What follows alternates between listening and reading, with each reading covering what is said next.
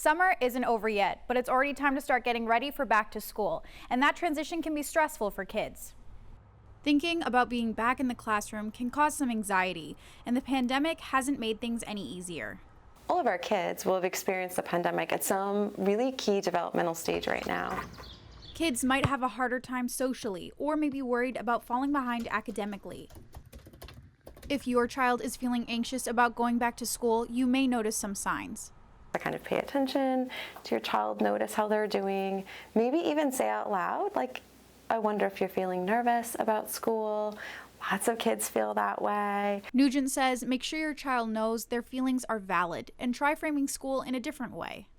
The ways that we talk about school are really powerful and important. Rather than saying you have to go back to school, you can frame it like, oh, you get to go back to school. Like these little things, these little tweaks we can make in our language that give a little bit of a message to our kid. Letting your child pick out their supplies can also help. Preparations can actually be exciting and can kind of be ways for you to reinforce to your kiddo that like it's pretty great that you're going to get to go back to school. It's also important to start getting back into a bedtime schedule now, even for teenagers.